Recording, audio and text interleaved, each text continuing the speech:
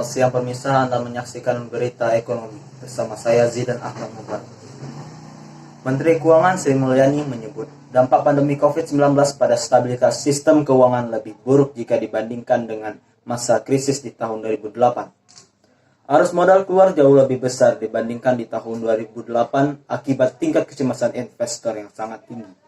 Pagi Pak Gubernur. Menteri Keuangan Sri Mulyani Indrawati mengungkapkan stabilitas sistem keuangan Indonesia pada akhir Maret 2020 berada dalam kondisi sangat waspada.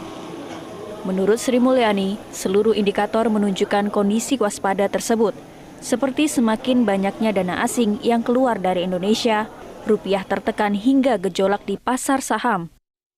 Kondisi akibat pandemi COVID-19 ini disebut Sri Mulyani lebih buruk dari krisis keuangan tahun 2008.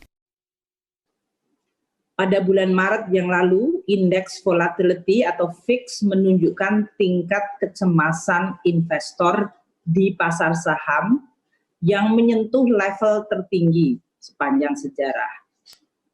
Akibat kinerja pasar saham di negara maju dan berkembang yang mengalami gejolak bahkan mendekati kepanikan dan kemudian merosot secara tajam.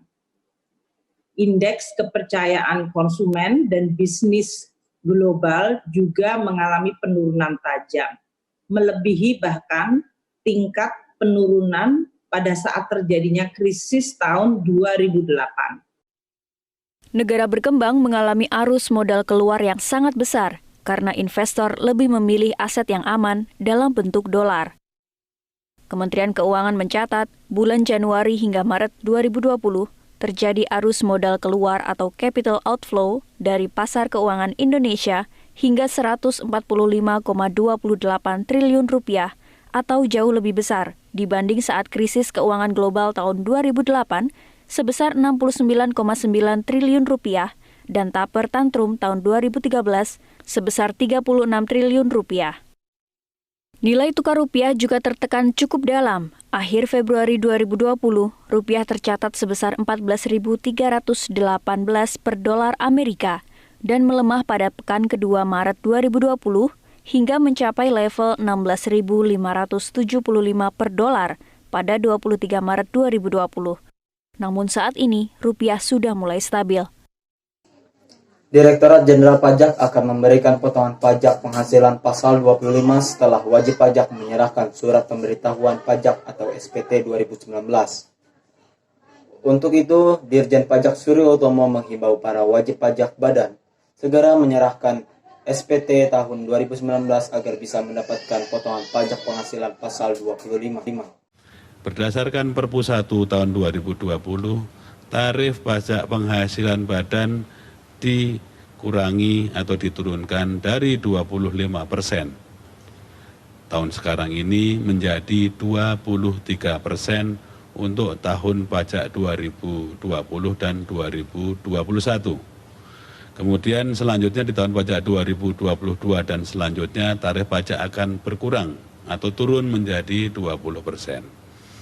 Oleh karena itu, Bapak dan Ibu wajib pajak untuk dapat memanfaatkan potongan tarif ke-22% ini, SPT PPh Badan mohon untuk segera dapat disampaikan. Karena dengan menyampaikan SPT PPh Badan itu, Bapak dan Ibu sekalian dapat memanfaatkan potongan atau penurunan tarif PPh Badan dari 25 ke 22 mulai tahun pajak 2020, mulai masa pajak April, yaitu dengan mengaplikasikannya kepada setoran masa mulai April tahun. Sementara itu, pemirsa, trafik penggunaan internet mengalami kenaikan hingga 10% selama penerapan kebijakan pembatasan sosial berskala besar atau PSBB. Pemerintah pun memprediksi trafik penggunaan internet ini akan terus meningkat hingga 40% jelang perayaan Lebaran tahun ini. Kebijakan pembatasan sosial berskala besar atau PSBB mendorong masyarakat untuk bekerja, belajar, hingga beribadah dari rumah. Hal ini mendorong peningkatan penggunaan internet hingga 10%. Bahkan penggunaan internet ini diprediksi akan meningkat hingga 40% jelang perayaan Lebaran tahun ini. Menteri Komunikasi dan Informatika Johnny G. Plate memastikan ketersediaan kapasitas internet atau bandwidth di dalam negeri masih mencukupi kebutuhan masyarakat. Namun Johnny menjelaskan terjadi perubahan konfigurasi penggunaan internet yang biasanya berada di area perkantoran menjadi ke kawasan perumahan. Untuk itu, operator seluler harus menambah investasi agar dapat mengoptimalkan layanan internet bagi masyarakat yang beraktivitas dari rumah. Dengan menggerakkan investasi baru ya di sektor-sektor yang dulunya tidak menjadi konsentrasi traffic yang tinggi, sekarang karena terjadi peningkatan trafficnya harus ada deployment infrastruktur baru di sana.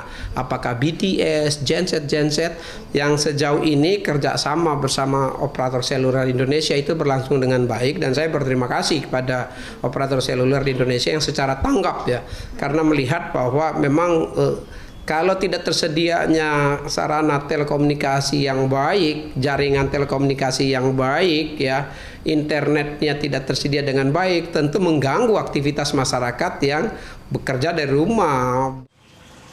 Ketua Yayasan Lembaga Konsumen Indonesia Tulus Abadi mendorong pemerintah untuk memberikan subsidi bagi industri telekomunikasi di dalam negeri. Selain itu, para pelaku industri telekomunikasi diharapkan dapat menurunkan tarif penggunaan internet. Ketika industri yang lain mengalami kolaps, industri yang lain mengalami babak belur, industri telekomunikasi justru booming pendapatan. Mengapa? Karena tiba-tiba seperti menerima durian runtuh untuk mendapatkan revenue atau income karena kita harus berbasis internet bekerja. Nah, ini industri telekomunikasi harus rela menurunkan struktur tarifnya untuk konteks memberikan insentif kepada masyarakat. Dan oleh karena itu, pemerintah juga harus mendorong untuk itu, membuat regulasi-regulasi agar industri telekomunikasi, apakah itu Kominfo, BRTI, memformulasikan tarif yang lebih ramah terhadap konsumen selama wabah COVID ini. Salah satu operator telekomunikasi bahkan telah memberikan subsidi penggunaan internet hingga 1,9 triliun rupiah yang disalurkan dengan bekerja sama dengan berbagai universitas di dalam negeri. Hal ini untuk memudahkan aktivitas belajar selama masa pandemi COVID-19.